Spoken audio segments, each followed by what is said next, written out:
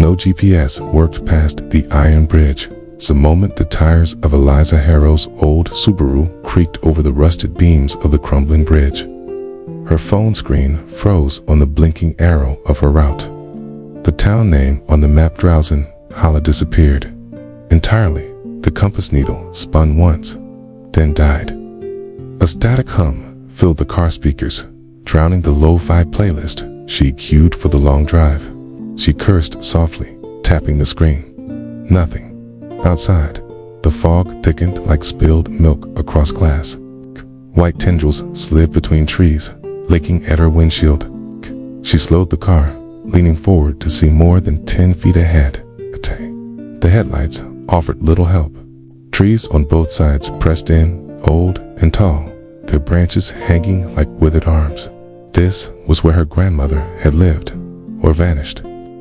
Eliza had only been to Drowsin Hollow once, when she was 7.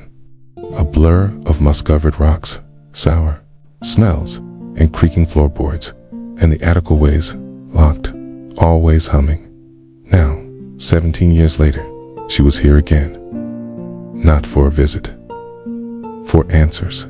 The letter had arrived last month in a yellowed envelope with a smudged wax seal, a crude emblem of an eye surrounded by tiny runes. No return address. Just one line in faded black ink. You must come back before the last night. The tide was a deed to her grandmother's house. That alone wouldn't have been enough. But then her mother had gone missing 1 week ago. No call, no warning, just gone. Eliza hadn't told anyone she was coming. Not her friends in the city, not her absentee father in Reno. She just packed 2 bags, grabbed the pepper spray from her glove compartment, and started driving. Her hands gripped the wheel tighter as the road narrowed into gravel, the Subaru bouncing over potholes.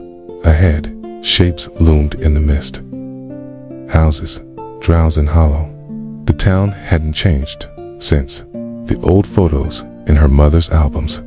Dozens of wooden homes, all built in the same sharp-angled, steep-roofed style, lined the road like watching statues. Shutters hung loose.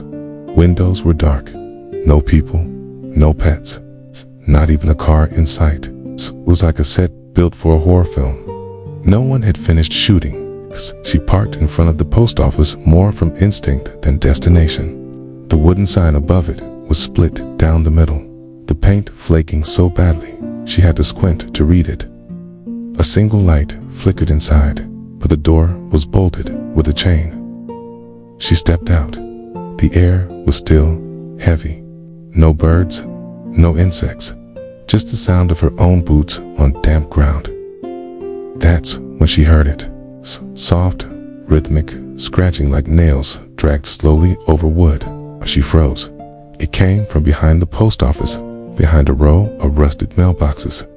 She edged toward the sound, one step at a time. Just as she reached the corner, it stopped, and then a voice was birthing, but unmistakable. Eliza. She spun, heart slamming her ribs. No one. The alley behind the building was empty. Just a stack of broken crates and a waterlogged newspaper drifting in a puddle. She backed away, quickening her pace to the car. Her breath fogged as she slammed the door shut, locking it immediately. She didn't even care how stupid she looked. This was a mistake, all of it.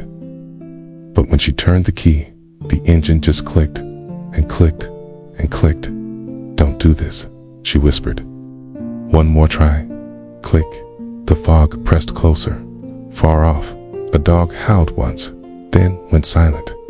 She grabbed her bag and got out. If this town wanted to play ghost, she'd play Ghostbuster.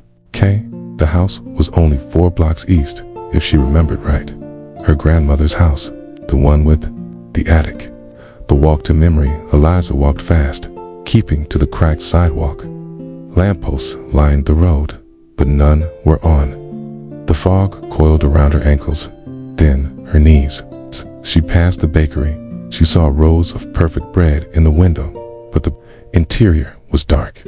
The next shop sold antiques. A rocking horse sat inside, gently rocking. The front door swung slightly in the wind. She didn't stop, not until she reached the crooked iron gate of 18 Vale Street.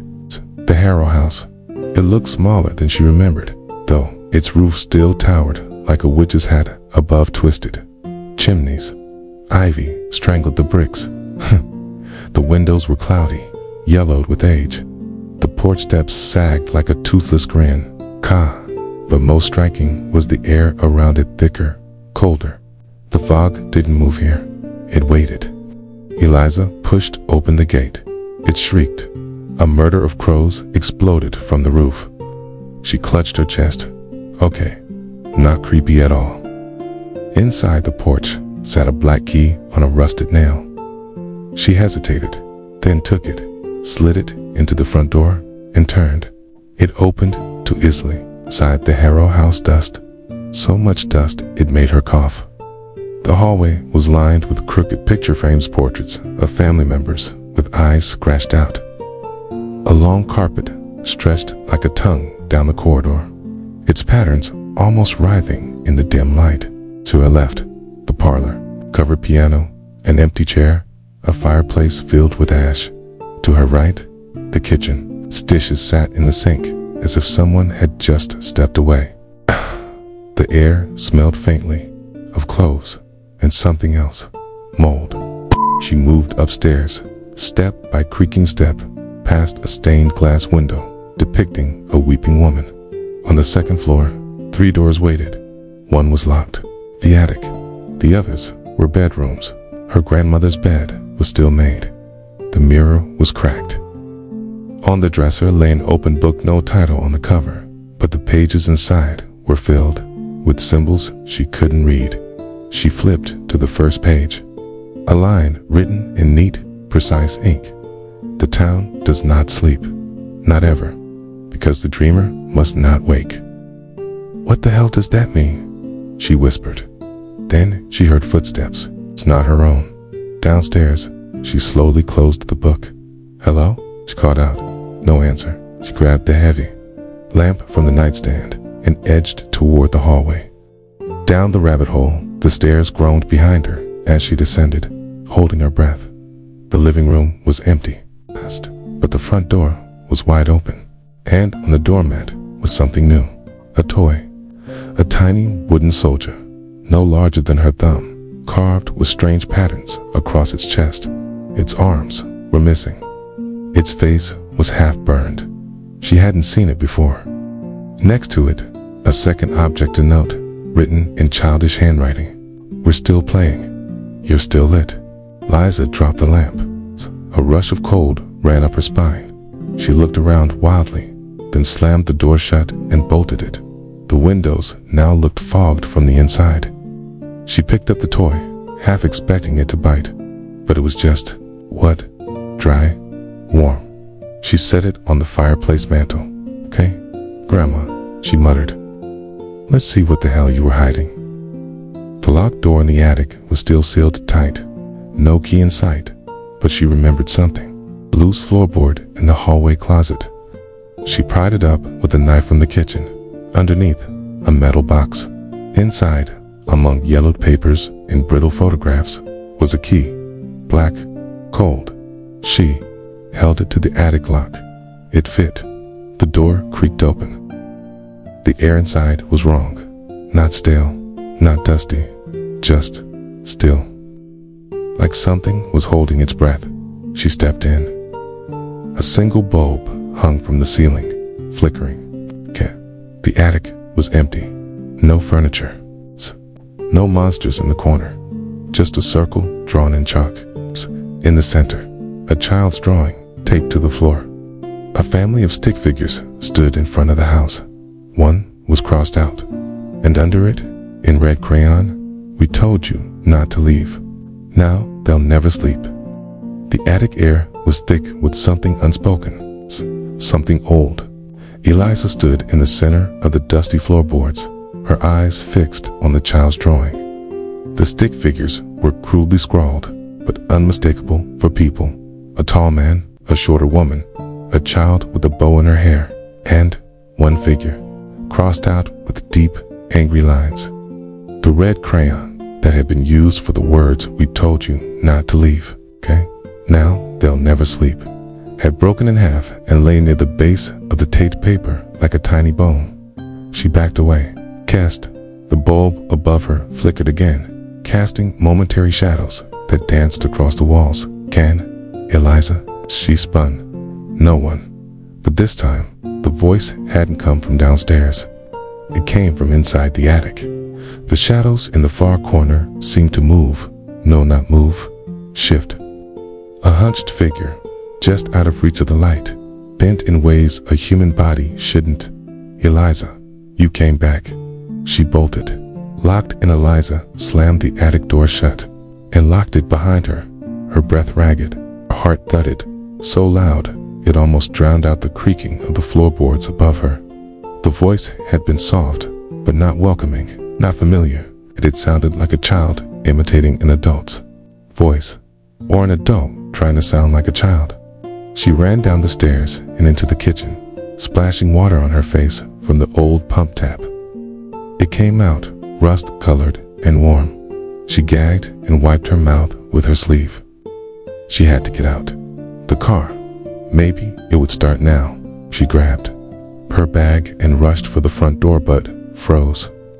Through the cloudy glass panes, she saw a figure standing in the middle of the road, still, staring directly at the house, wearing a nightgown. Eliza ducked behind the doorframe. A pulse jumped in her throat. She peeked again. Now there were 3 figures, all dressed in white, all barefoot, all still. They didn't move like people. They swayed slightly, like trees caught in a wind that didn't exist. Then suddenly they turned. Eliza locked the doors and backed away, began walking slowly. Every instinct toward the house. She scanned the hallway for something, anything, a weapon, a place to hide. Eyes landed on the cellar door under the stairs. It was half open, the last place anyone sane would go. But she wasn't sure sanity mattered anymore. She ran for it. The cellar smelled like iron and mildew. She fumbled for a light switch and found a pull cord. A single bulb lit up the narrow stone steps, casting weak light on jars, shelves, and crumbling shelves filled with newspapers and old bottles. She pulled the door shut behind her and crouched, her back pressed to the cool wall. Upstairs, she heard the front door creak open.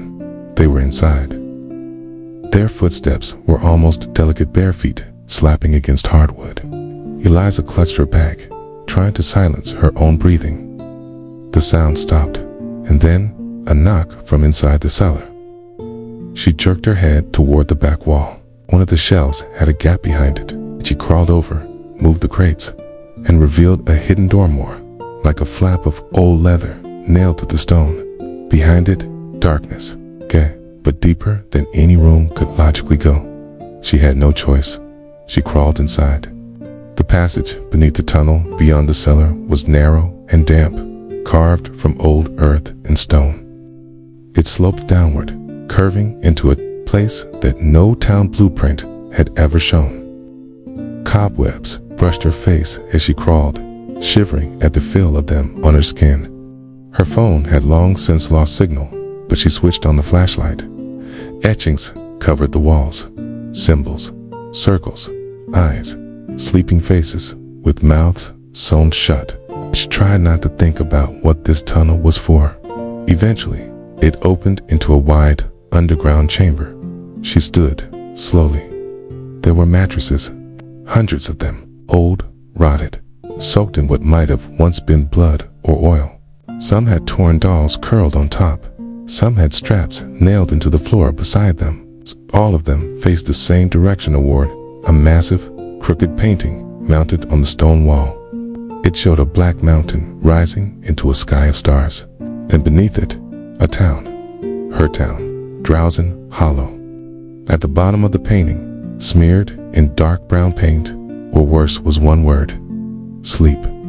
Then she saw the people, lying silently on the floor, motionless, wrapped in white cloth, dozens of them, Some she recognized. The postmaster, a girl she saw in an old yearbook photo, even her mother. She was lying among them, eyes closed, skin pale, but breathing. Eliza dropped to her knees beside her. "Mom?"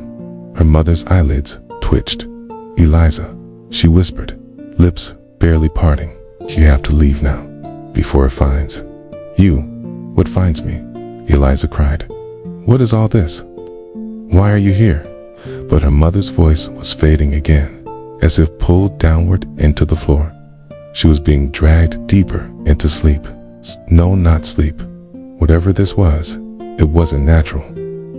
Then the room began to hum, a low vibration that resonated through Eliza's chest. The mattress frames rattled. The painting on the wall seemed to shimmer, and from behind her, something heavy breathed. She turned. The black shape from the attic was here, and it was bigger now, wakening the town. Eliza didn't remember running. Her next memory was crashing out of the cellar door, covered in mud and spiderwebs, gasping for air. The white-clad figures were gone, but the fog was thicker. Tick, and the houses along the road had changed. Their shutters now opened and closed in unison. Windows glowed faintly with a sickly amber light. Curtains twitched. The town was waking up. Or maybe it was never asleep to begin with. She had to find help, but no one was outside. No police, no town square, just the sound of an old phonograph playing somewhere nearby, crackly music, off-key and out of time. She followed it to the library. The sleeper's book, the drowsing hollow library, was barely more than a large cabin with broken shutters and rotting steps. The phonograph music drifted from inside. She pushed the door open and stepped into the silence of a place that had been abandoned for decades, but not forgotten. Books lay in piles, organized by symbols instead of titles. The music stopped. From behind the front desk, a figure rose. An old man with wide, silver eyes that didn't blink. "You shouldn't be here, child," he said in a dry, brittle voice. "Not when the town is stirring." Eliza took a step back. What is this place? What's happening to the people? What is that thing in the basement? He watched her, then slowly pulled a heavy book from the counter and slid it toward her. "Read," he whispered, "but be warned. The more you know, the closer you drift." She hesitated, then opened it. The first page, "The hollow was not built it, was found 'neath the roots, a place where the sleeper rests, and none may truly wake." "What is the sleeper?" she asked. The man's smile was thin and tired. "It dreams the town into being. It dreams us into place. That's why no one here sleeps. To sleep is to touch its mind, and touching it." He looked toward the window. "It touches you back." Okay. Eliza felt her knees weaken. "You must go," he said, "while you still can, for it knows you're real." Outside, the fog shifted again. The sky was darker, but it was only for PM. The old man's warning rang in her ears long after she left the library. Before, "It knows you're real." Outside, the fog no longer felt natural. It moved like a living thing, shifting in patterns, whispering secrets through the trees. The houses stared at her now, their windows like eyes cloudy, ever watching. Liza gripped the heavy book in her arms and started walking down Hollow Street, glancing back every few steps. There were no people on the porches, no birds, no insects. But the silence didn't comfort her. It felt hungry. She didn't know where her legs were taking her, till she stood in front of a 2-story home with green shutters and a mailbox that still had her last name, Graves, her childhood home. She hadn't seen it in over a decade. The yard was overgrown, weeds curling up the fence, but the door creaked open as if it had been waiting just for her. She hesitated, then stepped inside. Everything was the same. The couch her mother used to nap on, the crack in the kitchen tiles, the grandfather clock at the end of the hallway, except the clock no longer ticked. Eliza approached it, drawn to the absence of sound. It stood taller than she remembered, its face smeared with something like soot. The hands were stuck at 3:12. That was the time her father had died. In his sleep. He had been the first to go before the town changed, before her mother stopped sleeping, before Eliza had left drowse and hollow behind. She reached out and touched the glass, okay? And everything stopped, okay? Inside, the moment she was no longer in the house. She stood on a road of ash and salt, under a sky of black and violet swirls. Okay. Buildings leaned at odd angles around her. A figure stood ahead, back turned, dressed in a nightgown, hair long and dark. Her younger self. Eliza, the girl whispered, without turning. Eliza's mouth dried. What is this? A memory? No, said the younger version of her. It's a warning. And then the girl turned. Her face was hollow. No eyes, no mouth, just skin. Yet somehow, Eliza could still hear her. Sleep here is a trap. And now that you've returned, the town will feed. Feed on what? She cried. You? The world shuddered, and the image collapsed. Back to the house, she snapped awake, gasping, still standing in front of the grandfather clock. Her hand was bleeding, a small cut along the palm. The clock hands had moved. 3:13. A single minute had passed, but outside, it was night. She looked through the window and saw people in the street, again, but not walking. They were standing still in a perfect circle around the house. Their heads slowly turned in unison toward her. The letter from the wall, panicking, Eliza searched the house for anything useful. In the kitchen, she found a box of old mail. Most of it was weathered, unreadable, but one yellowed envelope stood out. It was addressed to her. Her hands shook as she opened it. If you're reading this, it means you've come back. You shouldn't have. But if you must, then know this. There is one way to stop the sleeper from waking fully. You must find the 4 keys, each held by one who never sleeps. Do this before the 7th night, or you'll become one of us. No name, no signature, just a smear of ink at the bottom like a fingerprint. Her stomach twisted. She didn't even know what a sleeper truly was, but whatever it was real, and it wanted her. The fog chokes outside. The fog thickened until the street vanished completely. Eliza burst out the back door and fled into the woods behind the house, heart racing. She didn't know where she was going, only away from the silent circle of watchers. But the forest wasn't a sanctuary anymore. It was alive. The trees whispered. Their trunks shifted. Branches reached down like skeletal fingers. Several times she thought she saw someone following her just out of view flashes of white gowns, pale hands, wide silver eyes. She finally stumbled into a clearing and collapsed beside a dry creek bed. Then she saw it, a small wooden box tucked beneath a cluster of rocks. Burned into its surface was an eye, closed tight, a keyhole below it. She opened the book she'd taken from the library and flipped through pages until she found it drawn in ink. The eye box, 1 of 4, opens only when you stop looking. She glanced at the box again, then closed her eyes and waited. A click. She opened them. The lid had opened. Inside lay a small iron key, cold and sharp. 1 key down, 3 to go. The man who never slept. As Eliza wandered back toward town, she reached the square just as the fog thinned. Lanterns burned with blue fire at the corners, and in the center stood a tall man with a cane, wearing a long black coat and an old-fashioned hat. He was staring directly at her. "Eliza Graves," he said, his voice like rusted metal. "Wondered when you'd come. Who are you?" "I was the mayor, long ago, before the sleeper made its deal with the town." "Okay, what deal?" she asked. He raised a hand, and behind him, The buildings of the square flickered, just like the attic had. For a moment, everything was gone, replaced by a gray nothingness. Then it returned. The town feared extinction, he said. They gave up the right to sleep. And in return, the sleeper gave us time. But everyone looks half dead, better than dead. Eliza stared. So you've all just been awake for decades? He nodded. Some of us more awake than others.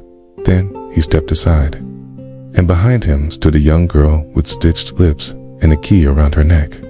Eliza stepped back. You need her key, the mayor said, but beware she guards it with her silence. What does that mean? But the mayor was already walking away, his figure fading into fog like a ghost. The girl who hummed Eliza approached the girl slowly. She stood still, head down, swaying slightly to a tune only she could hear. Eliza knelt. I'm not going to hurt you. The girl looked up.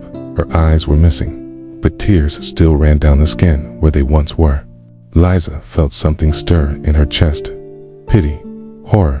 I need your key, she whispered. Please? The girl tilted her head and held up her hands. She made a series of gestures, then reached toward Eliza's mouth. No, Eliza said firmly, stepping back.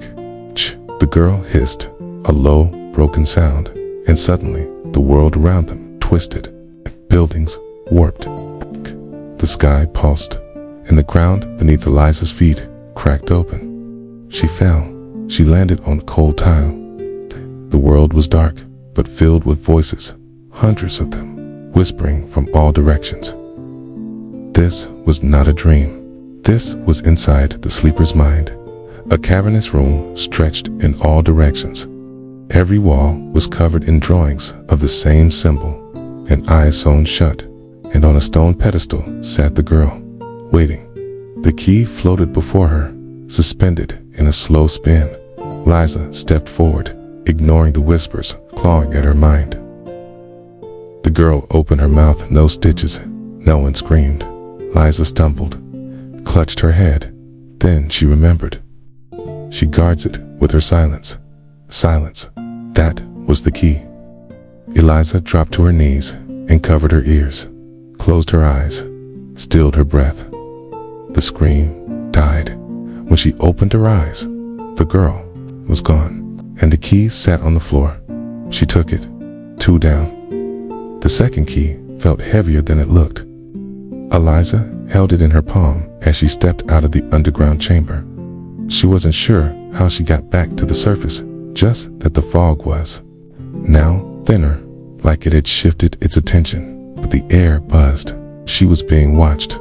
Again. Always. The streets of Drowsin Hollow were no longer simply eerie. They were suffocating. The windows of every house seemed cracked open, leaking. Whispers. The street lamps glowed, not yellow, but blue, pulsing faintly like veins beneath the skin of the world. And everywhere she went, no one blinked. The rules of the Never Sleepers.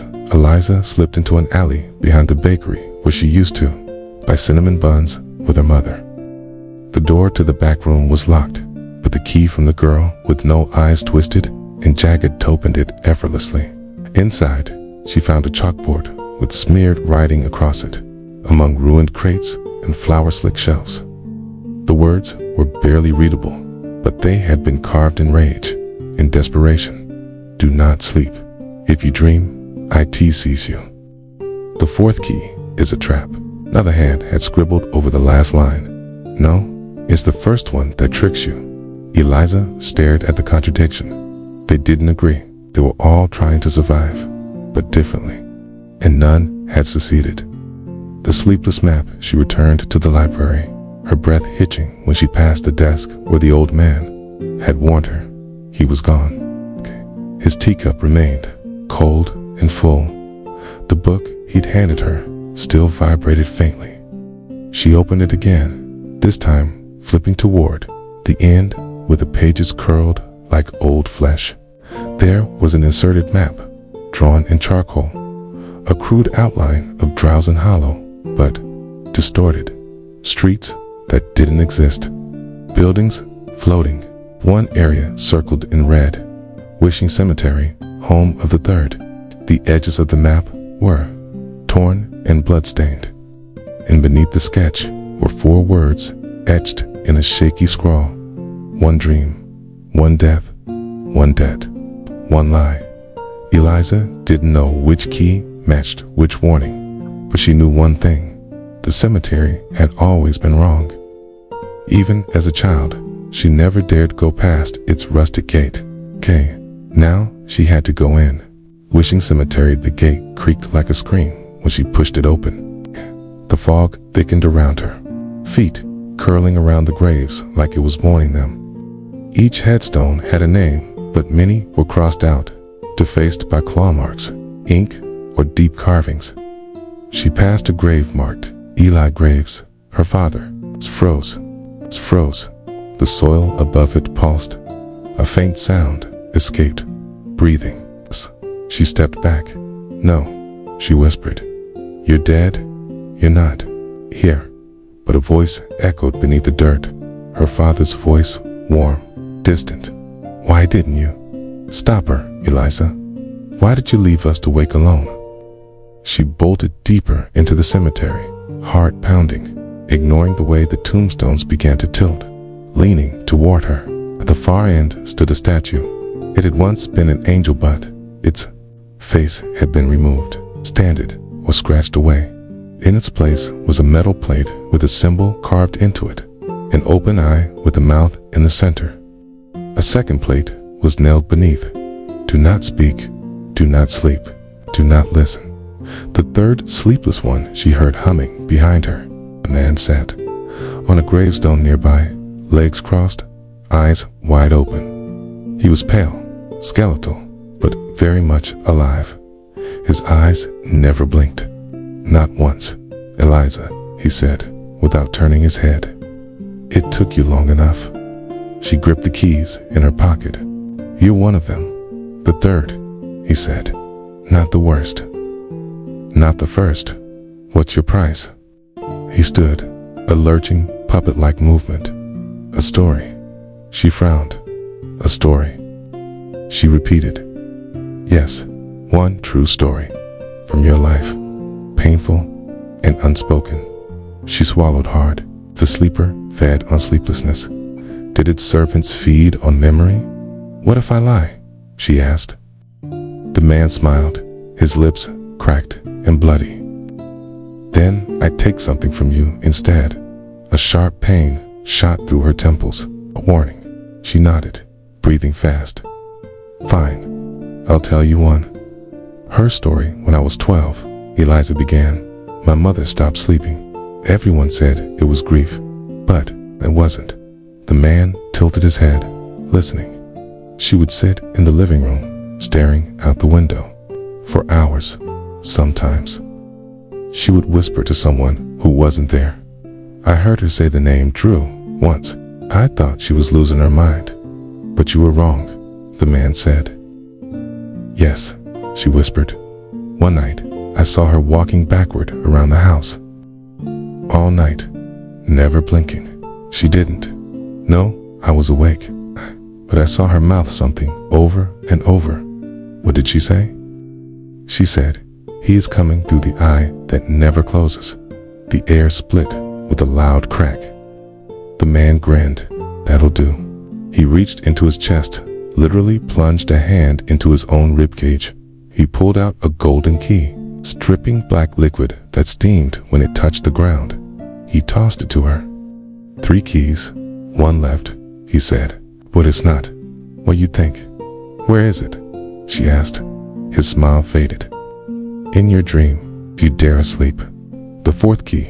Eliza backed away from the cemetery, her eyes burning, heart thudding. Sleep was no longer a choice. It was required. The 4th key wasn't in the town. It was in her. She stumbled back to her old house and locked the doors, pushed the heavy furniture against every entrance. She brought all 3 keys into the living room, lined them on the coffee table. A triangle. The grandfather clock stood silent in the hallway, its hands now moved. 4:44. She'd been back in Drowsin Hollow for over 24 hours, and she hadn't slept. She lay on the couch and clutched the final page of the book, the page with the eyes stitched shut. Then, finally, she let herself drift. The dream that bled Eliza stood in the middle of an infinite hallway lined with doors. Each one had a version of her name. Eliza, Eliza, Eliza, Eliza. One door opened by itself. Inside, a room with red walls and a bed where she slept, her own body. She stepped inside and saw her sleeping form, peaceful. Then the walls began to pulse and the ceiling cracked open. Some massive eyes stared down from the ceiling, pupil dilating, veins twitching like spider legs. It looked directly at her, then blinked. And when it opened again, she was inside it, floating in blackness, surrounded by faces, her mother, her father, the eyeless girl, the humming man, all whispering at once. One voice louder than the rest. Take the fourth. Wake, or stay, and become me. She turned and saw the final key floating above her sleeping self. She reached for it, and the dream screamed. The awakening, she woke with a cry. The couch was soaked with sweat. The 3 keys on the table now glowed faintly, and the 4th lay beside them. Rust, covered, bent, real. She had them all, but something had changed. Outside, the town was no longer whispering. It was singing. Oh, guttural, inhuman hymns echoed through the fog.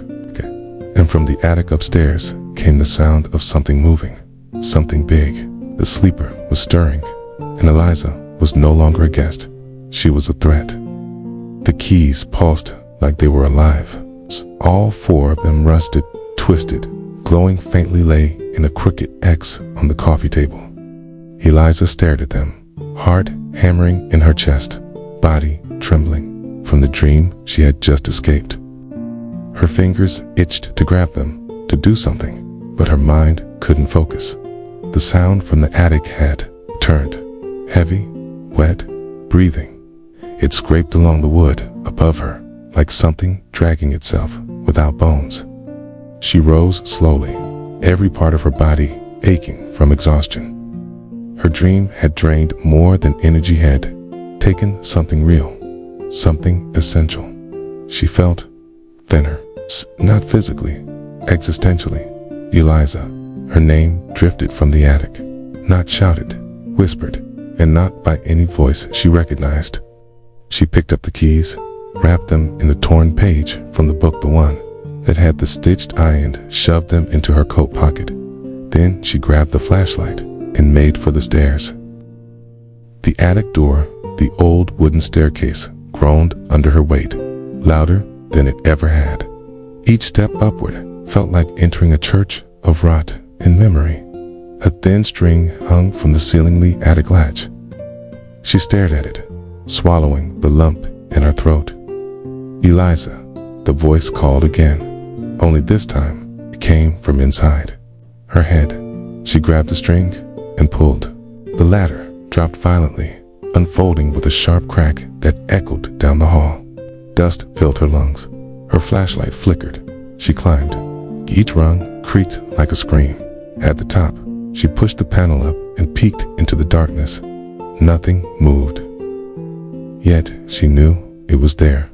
She pulled herself into the attic. Thing that sleeps without dreaming. The attic smelled of mildew and old wood, but underneath it was something sharper. Meat. A long, low creak came from the far end of the attic, where an old armoire stood beside stacks of boxes. As Eliza moved the beam of light around, she saw strange things.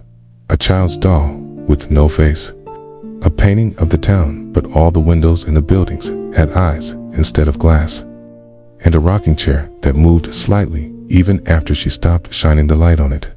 And then her flashlight landed on the mirror. It hadn't been there before. A full-length mirror leaned against the back wall, covered in a thick sheet. Something behind it twitched. She stepped closer, hand shaking, flashlight trembling. She yanked the sheet off. Nothing, just her reflection. She stared at herself, tired, pale, her eyes red from sleeplessness. Then her reflection blinked, but she hadn't. Her reflection smiled, eyes suddenly wide and empty. "Eliza," it whispered. Then the mirror shattered inward, and something crawled out. The half-born, it had no skin, just veins and eyes and a jaw too wide, filled with teeth that clicked as it moved. It was humanoid only in shape. Its body pulsed like a heartbeat, and from its back dragged 1,000 tendrils of black mist. She turned to run, but it moved faster than anything should in such a cramped space. It wrapped a tendril around her leg, pulling her back across the wooden floor. Splinters tore into her skin. She kicked, screamed, flailed. Her hand found something on the floor, a nail. She stabbed the tendril, and it recoiled, shrieking with a sound like teeth grinding on metal. She scrambled to her feet and ran back toward the attic opening. As she reached it, the creature hissed a single word. "You are the fifth." She dropped down the ladder, slammed the attic shut behind her, and fell to the floor, gasping. Hadn't followed. Not yet. The fifth key, Eliza unwrapped the keys from the page. The fourth key, the dream key, still dripped with black ichor. But now, a fifth had appeared. She hadn't brought it. She hadn't dreamed it. She hadn't earned it. It was there, perfectly smooth, translucent, cold, not metal glass. She picked it up and saw her reflection warp inside it. This wasn't one of the four. This wasn't supposed to exist, but the creature had called her the fifth. She remembered the phrase from the map: one dream, one death, one debt, one lie, and now, one truth. This key wasn't meant to unlock something outside. It was to lock something inside. Black house at Donner. What passed for dawn in drowsing hollows, fog-choked sky. Eliza stepped out into the silent town again. No birds, no wind, no people, just fog and decay, and the faint echo of something always watching. She carried all 5 keys, each wrapped in cloth. The book, now mostly blank, still had one final word etched on the back page: return. And beneath it, the house that never shows itself unless you forget your name. She walked in circles for hours. Buildings looked the same. Streets twisted in impossible geometry. Then she passed an alley, and her own reflection in a broken window stopped moving. It stared at her, then turned, pointed toward a cul-de-sac she didn't remember existing. And there it was, a house made of black stone, roofless, doorless, and wrong. Every brick buzzed with pressure. The windows were nothing but darkness. Her memory flickered. Her own name felt distant, and then the front door appeared, just a shape, waiting for one thing: a key.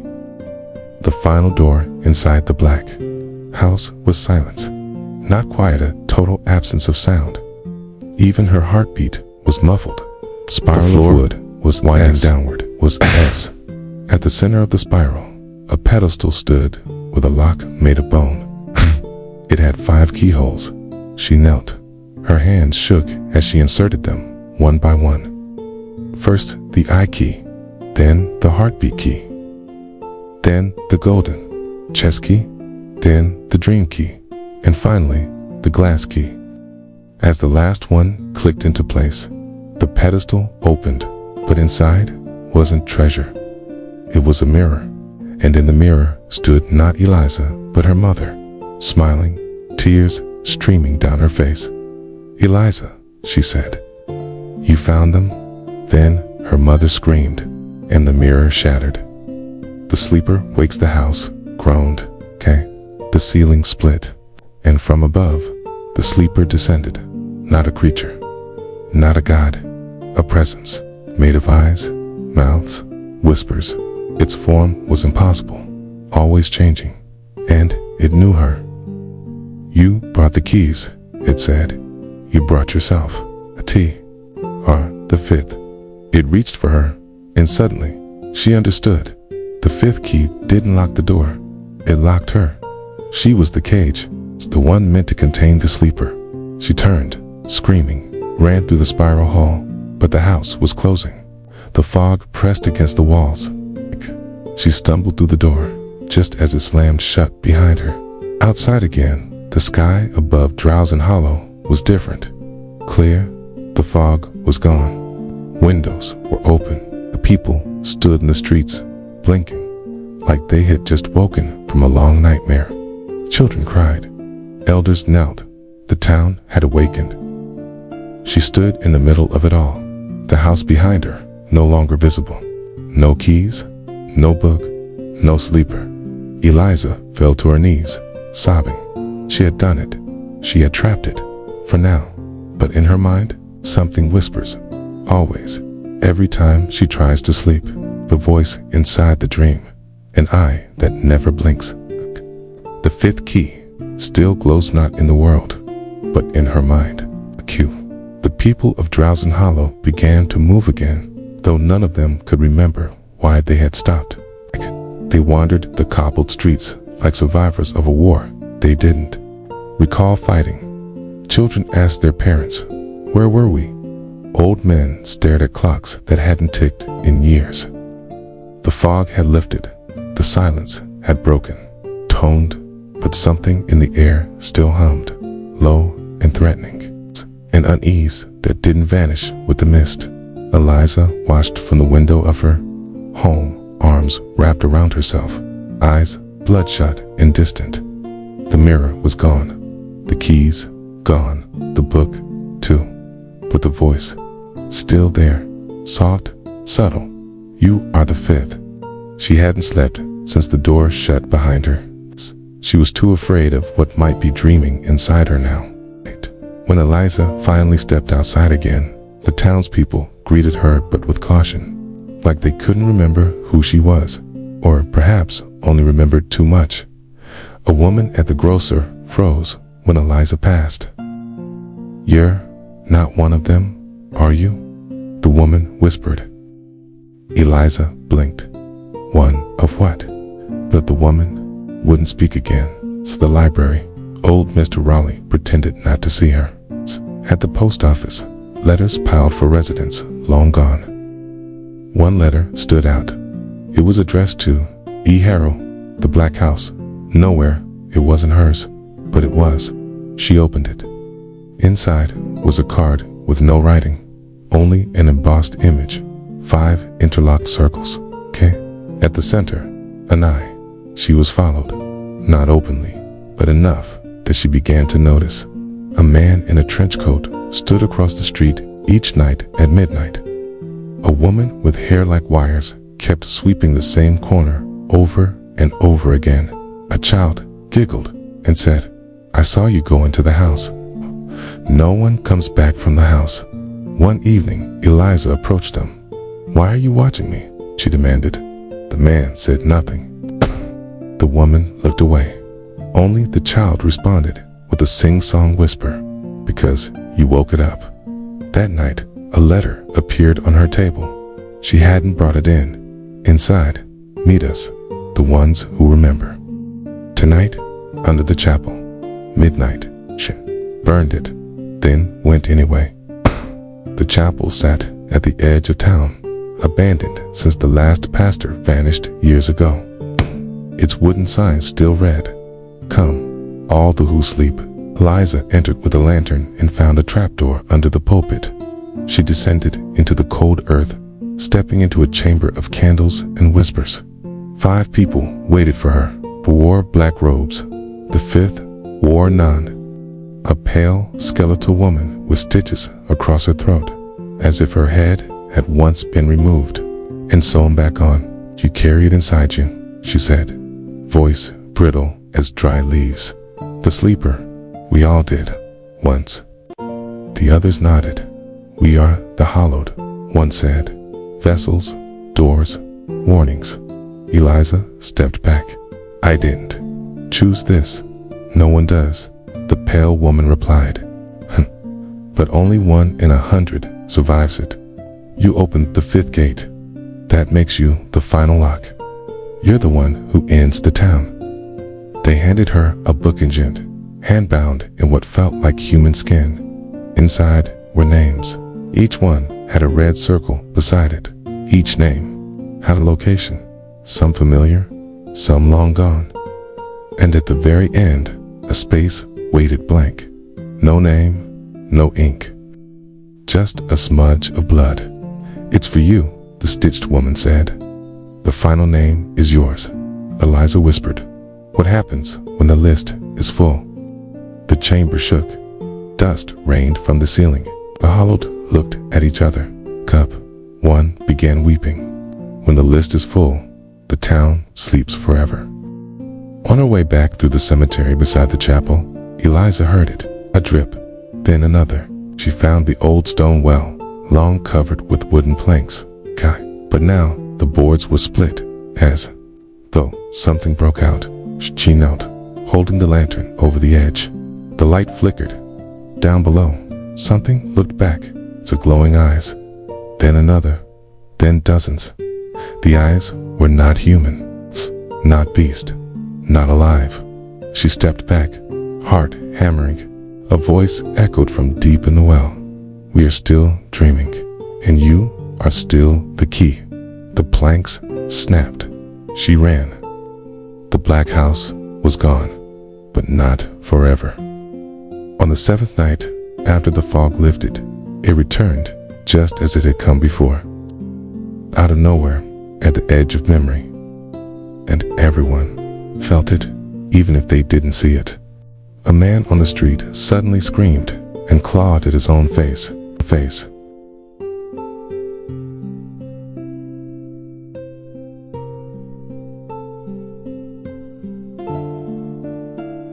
A woman walked into the lake and never resurfaced. Children began drawing symbols on windows and doors. The sky dimmed. The moon turned red. And Eliza knew the sleeper had never been locked away. It had simply followed her out. In her room, another map appeared, this time carved into her floorboards. Each street of Drowsin Hollow was etched in charcoal lines. At the center of town, where the old clock tower once stood, was a new symbol, an open mouth swallowing a key. Her blood boiled when she stood near it. The voice inside her paused louder. You are the town, it whispered. The town is you. She collapsed, dreamed. In the dream, she walked through a version of Drowsin Hollow without people. No voices, no movement, only doors. Thousands of them, and every door had her face carved into it. The stitched woman returned, not in person, but through a crack in her mirror. Liza, she said, you have less time than you think. The sleeper cannot be destroyed, but it can be buried. How? Eliza asked. The woman smiled. You bury it with yourself. Eliza backed away, tears in her eyes. You want me to die? No, the woman said softly. I want you to decide. Eliza screamed and shattered the mirror. But from the broken shards, the whisper remained. There are worse things than death. And in her shadow, another Eliza began to take shape. One who smiled when she slept. Eliza woke to the scent of smoke. But when she looked around her room, nothing burned, no flames, no ashes, only a faint heat in the air. And then she saw her, standing at the foot of her bed. A woman, completely scorched, as if she'd walked out of a fire and never stopped burning. Her skin crackled, blackened, flaking like charred paper. Her eyes glowed dimly, flickering like embers in a dying hearth. Eliza Harrow, the burned woman, croaked. Eliza tried to speak, but the words wouldn't come. You're close, the woman said. Closer than anyone's ever been. Closer to what? Lisa managed. It's the waking below. The burned woman stepped forward. Heat filled the room like a furnace, but Eliza didn't move. I was the third, she whispered. I failed. I tried to end it, but I burned instead. Her fingers brushed Eliza's hand. The pain was real hot, searing but brief. The woman pulled something from her mouth. A tooth. It glowed. "You'll need this," she said. Eliza blinked, and the woman was gone. Only the tooth remained, still warm. That day, the sky over Drowsin Hollow was wrong. It had no color. Not gray, not blue. Just an endless sheet of motionless air, like the underside of a lid. People moved slower. The postman forgot how to read. A bus drove in circles, passengers screaming behind the glass. Children played jump rope with hair torn from their mothers. Over everything, a low hum returned. Kiliza heard it in her bones. The town was cracking, not just metaphorically, but physically. Sidewalks bulged like breathing skin. Houses leaned toward one another, as if conspiring. Time skipped, clocks reversed. It wasn't that no one could sleep anymore. It was that sleep had turned on them. She avoided mirrors now. They didn't avoid her. Every window, puddle, and reflection twisted her image, smiling, not blinking, following. At the bakery window, she saw herself holding a knife. In the lake, she saw herself sinking with open eyes. Cool, one night, she awoke to the soft clinking of glass. Her bedroom mirror was cracked again, and someone stood on the other side. Another Eliza, but wrong. Her hair floated upward, as if underwater. Her mouth didn't move, but her voice rang clear. "You are not enough. You never were. Let me take your place." Eliza backed away, whispering, "I am me." The mirror Eliza tilted her head. "Then prove it." Back beneath the chapel, she found the hollowed again. But now, only 3 remained. The stitched woman was missing. "She's gone to the threshold," one said, to prepare the door. Eliza told them about the burned woman, the glowing tooth. The voice in the mirror, "She's trying to replace me." They nodded. "She is the version that dreamed too deep. The version of you who never woke from the house." Eliza nearly collapsed from the weight of that realization. One hollowed held her hand. "You are diverging, Eliza. This town breaks timelines, separates souls, builds doors between selves. What do I do?" They handed her a blade cold, jagged, and made of black bone. "You find her, and you cut her free." Eliza returned to the black house. It should not have been there, but it was. As she stepped inside, the world twisted. Her ears popped. The floor disappeared. She fell into black and landed in a corridor of flesh. The walls pulsed. Doors lined the passage, each breathing like lungs. Behind the doors, whispers, screams, laughter hers. This was the waking below a place beyond sleep, beneath memory. She walked, barefoot, on a carpet of hair and teeth. One door opened on its own. Inside, a hospital room, lights flickering. Her mother lay on a bed, eyes sunken. Liza, her mother, wheezed. "You never woke up? You died. You drowned in the lake. Remember?" Eliza screamed and shut the door. More lies, more traps. In the final room stood the mirror, the other Eliza, now fully formed. She wore Eliza's memories like jewelry dangling around her neck, sparkling with cruelty. "I kept it paying," the mirror self said. "You ran from it. You aren't real," Eliza said. "But I could be." They circled each other. The black bone dagger pulsed in Eliza's hand. "I could run the town better than you," the other said. "You just want to lock the doors? I want to open them, let them all in. You to destroy everything." The mirror Eliza smiled. "Exactly." Eliza lunged. The two collided. No blood spilled, only memories. They screamed each other's names as the blade found its mark. The mirror cracked. The false Eliza shattered. She crawled back into her own world, bleeding memory. Outside, Drowsin Hollow had changed again. Everyone was asleep, on sidewalks, in cars, slumped in trees. But not peaceful sleep, twitching, screaming, moving in their dreams, and every now and then, walking, eyes closed, hands raised, all murmuring the same words. Where is the key? Where is the key? Bring us the key. We will not sleep until we swallow the sky. Eliza backed away. She knew what they were. They were dreamwalkers now. And they were searching for her. Back home, she tried to write her name. She couldn't. No matter how hard she focused, the letters slipped away. E-L, then nothing. The name was rotting inside her. She looked at her reflection. It was blank. She was being erased. Unless she finished the circle, unless she locked the last gate. She went to the cemetery, dug up her own grave. It was there her name, carved into stone. The stone. Eliza Harrow, born, slept, returned. She smiled in the end. She dug deeper and found a box. Inside, a second glowing tooth. She swallowed it. At the edge of town stood the final gate. Invisible to others, blinding to her. The stitched woman stood beside it, smiling through her half-throat. You made it. I'm not done.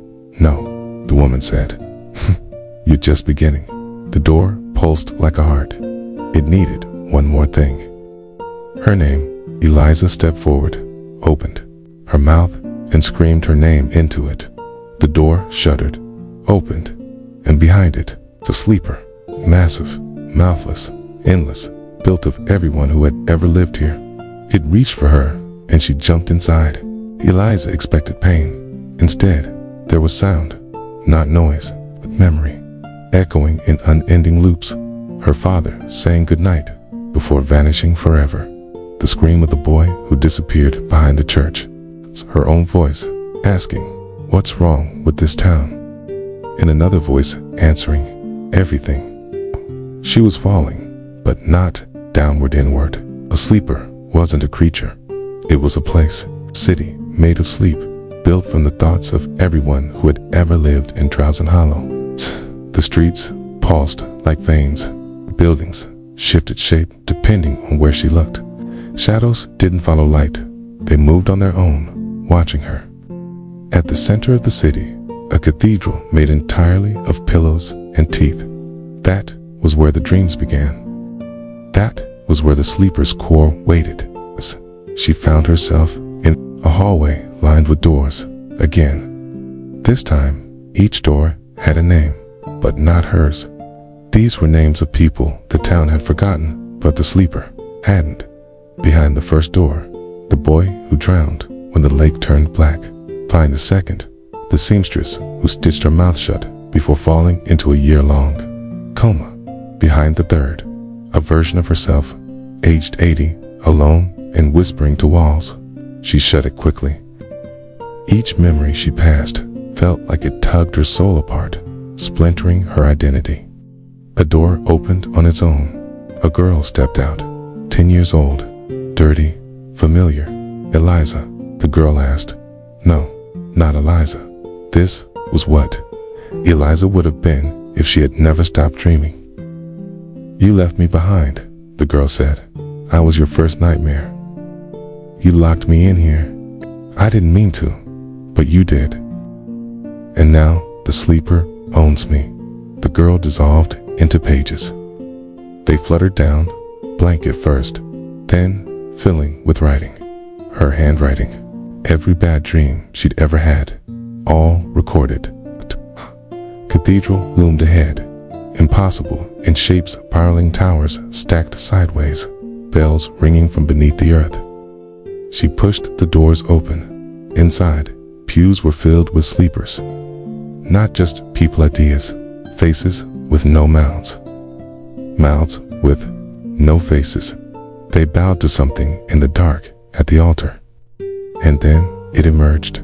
The sleeper's heart. It didn't beat, it hummed. With every pulse, the sleepers twitched, moaned, grinned. The stitched woman was here. So was the burned woman. So was the mere Eliza, partially reformed, her face stitched with black thread. We tried, they said in one voice. You're the last chance. Eliza walked toward the heart. each step heavier than the last. A voice, her own, spoke from within the sleeper's heart. "What is your true name?" "Eliza Harrow." Wrong. Pain surged through her mind. "What are you here for?" "To stop the dreams." Wrong again. Blood leaked from her nose. "What do you fear most?" She paused. "Losing myself." Correct. A panel opened. Inside, a cradle made of teeth, holding a newborn made of shadow. It opened its Eliza's eyes. "You're what I could become," she whispered. The shadow Eliza extended her hand. "Okay, or what you already are." The cathedral collapsed. Now they stood in a void. The sleeper's full form was visibly 1,000 mouths sewn shut, 1,000,000 eyes open in agony, all of it forming a face beneath the world. It offered her a bargain. "If you stay," the sleeper said in thoughts, "you will never suffer again." She'd be cradled, comforted, endlessly dreamed, warm, safe, erased. And what happens to the others? Will sleep forever. All peace, no pain, and no freedom. No freedom, the sleeper agreed. But no fear either. It opened its palm. In it, the town curled like a fetus, waiting, vulnerable. Eliza took the tooth from her pocket. The one the burned woman gave her. She pressed it to her chest. It cut her open, not skin, but self. Outspilled her worst memories like tar. Her mother's disappointed face. The child she couldn't save. The dreams she used to lock away. The version of herself that never made it out of the house. The sleeper roared. It was hungry for those memories, but Eliza swallowed them back. All of them. She became whole and broken and powerful. She stepped toward the sleeper and whispered, "Sleep isn't peace. Not if it means forgetting." She did the unthinkable. She stabbed the sleeper's eye with the tooth. The world cracked, not exploded, not shattered, split down the middle, like a mirror dropping slowly off. A nail light poured in. Not golden, not holy, just real, dry air, dead leaves, the sound of birds. Liza woke. She was in the middle of the road, outside her house, her real house. The town buzzed. Children cried. Sirens screamed. People ran in circles, unsure of what had just ended or what had begun. Sleep was possible again, but dangerous now, unstable, and changed. In the following days, half the town remembered everything. The other half remembered nothing at all. The black house was gone. The church stood again, but its steeple now pointed underground. Liza's name was carved into the oldest tree in the cemetery. She didn't remember doing that, but it was in her handwriting. The hallowed were no longer in the basement, but their masks remained on the altar, waiting. 1 week later, Eliza received a package. No return address. Inside, a mirror perfectly polished, etched into the glass. This is not over. The sleeper dreams. Still, reflection smiled before she did, and then blinked. When she hadn't, she covered the mirror with a sheet, went outside, lit a match, and dropped it onto the lawn. Her house burned quietly. No screams, only a hum, like something sleeping. Eliza watched the flames devour her house until nothing was left but the foundation and a faint, acrid wind that never stopped blowing inward, not outward. The neighbors didn't come out. No fire trucks arrived. No police asked questions. We're all too busy pretending this wasn't real.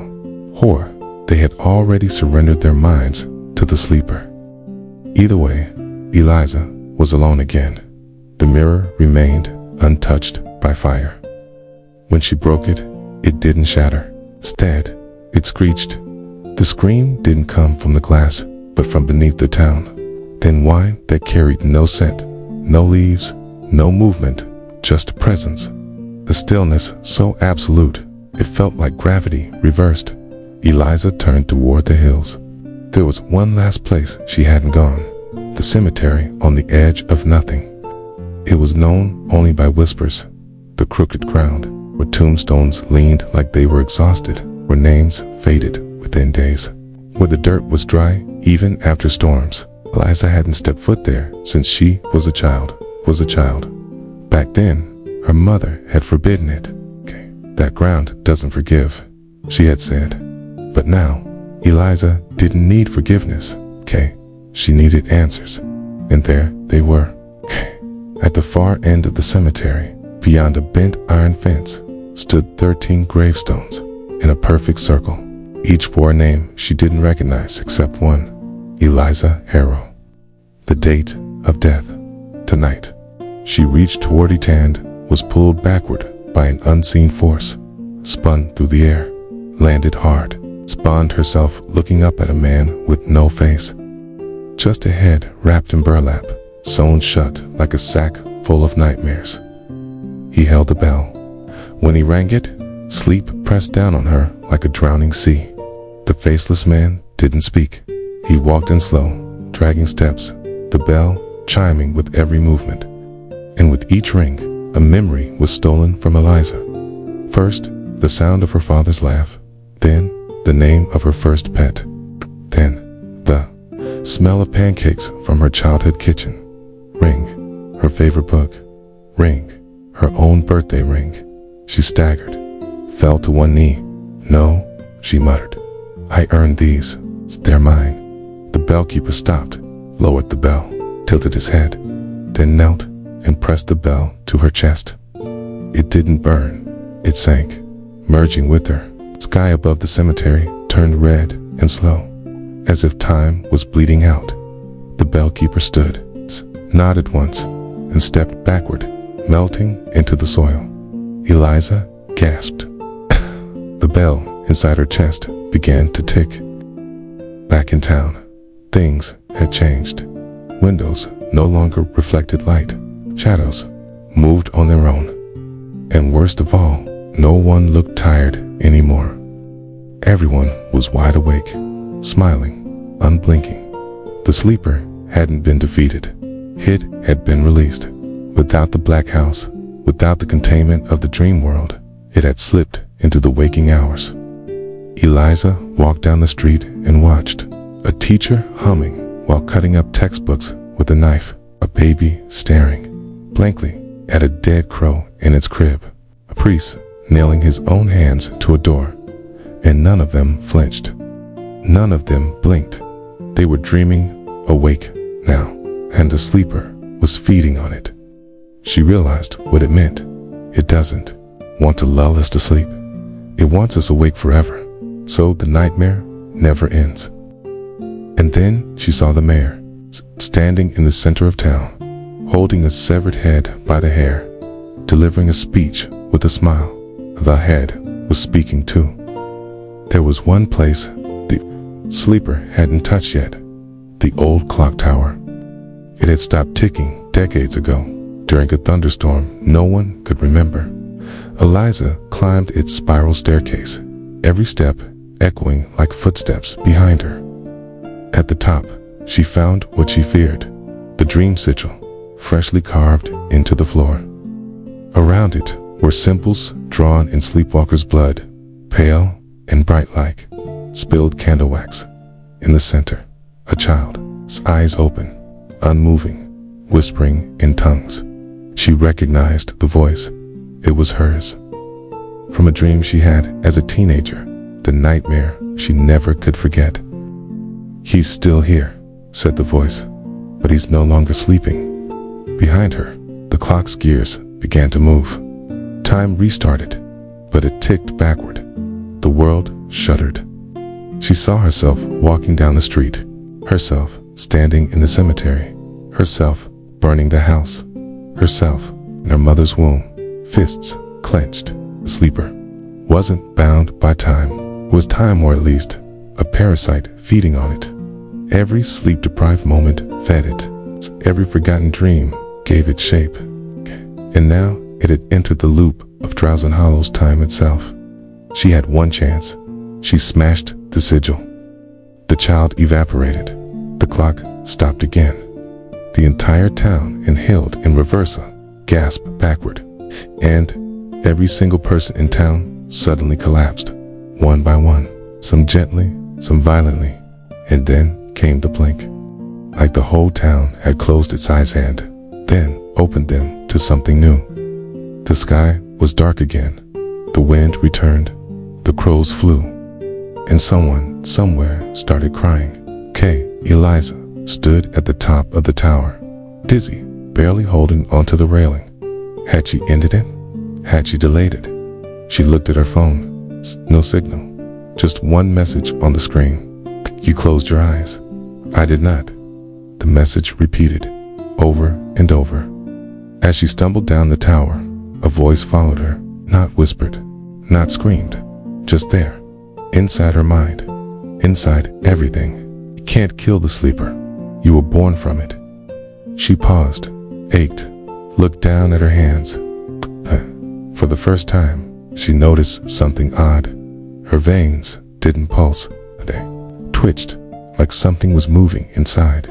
She felt a yawn creep up her throat, not from exhaustion, from pressure.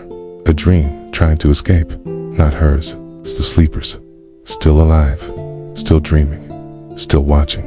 Drowsing Hollow was quiet again, but not the kind of silence that brings peace. This was the kind of silence where you could hear your blood moving, where the shadows leaned in closer, and the sky hung too low, too low.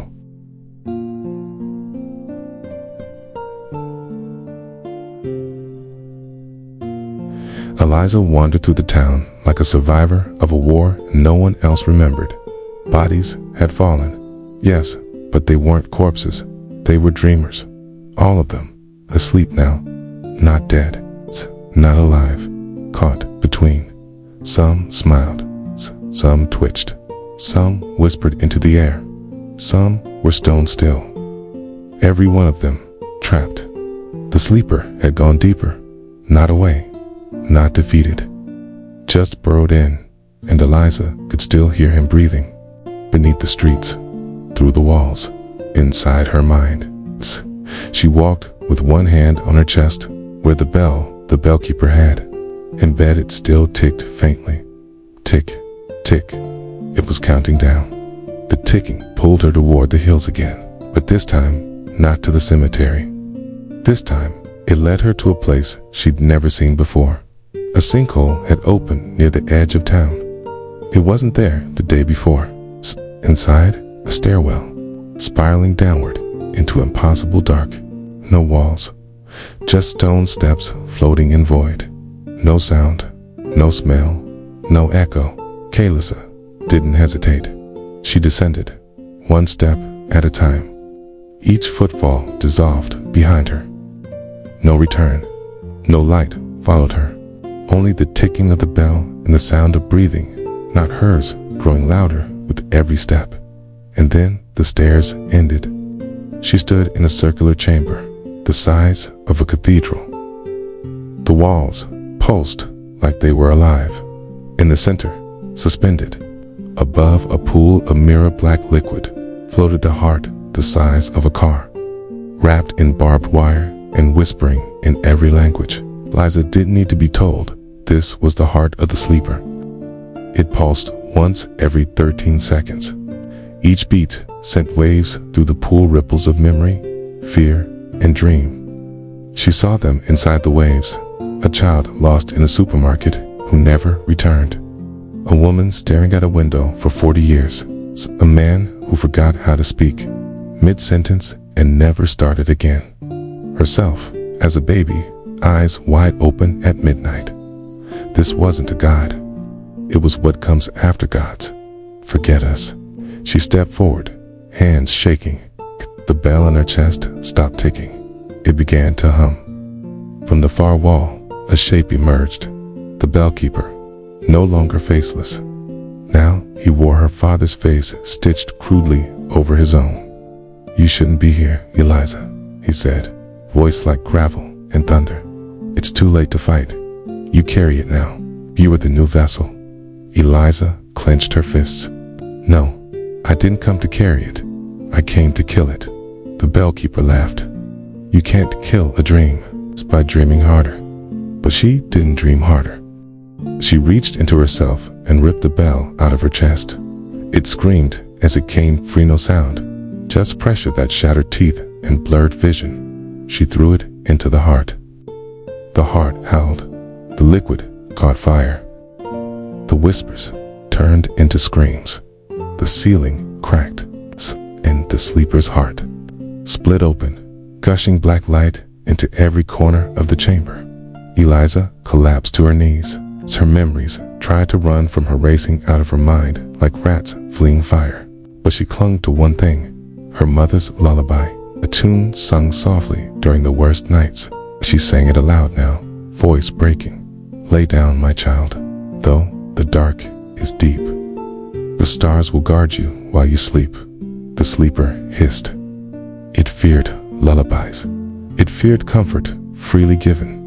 It feared anything it could not control. The heart exploded. Eliza awoke in her bed. Morning sun streamed through the window. Birdsong, laughter outside. She staggered to her feet and looked out the window.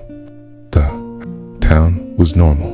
2 normal kids playing, neighbors gardening, a postman waving like nothing had happened. But when she stepped outside, she saw them. It's the eyes. No one blinked, not once, not even in the sunlight. And when she turned around, her house rebuilt, beautiful cast, no shadow. She ran to the library. It was intact. To the town hall, clean. To the cemetery, gone. In its place, a field of mirrors, each showing not reflections, but people's worst dreams. She screamed. No one responded. They didn't hear her. They couldn't. They were still dreaming. Curated, managed, controlled. A dream you never realize you're in is the most dangerous kind. And then her phone buzzed. A new message from an unknown sender. Just 3 words. We all slept. And below it, a timer, counting down again. From 13 hours. Eliza sat on the hill as night fell again. She watched the stars blink on, one by one. But they didn't feel like stars anymore. They felt like eyes, watching. The sleeper hadn't been destroyed, only shifted. Now, he didn't hide.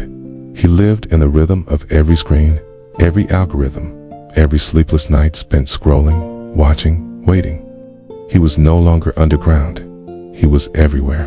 Eliza smiled bitterly. She would not sleep. Not yet, not yet. Certainly not alone.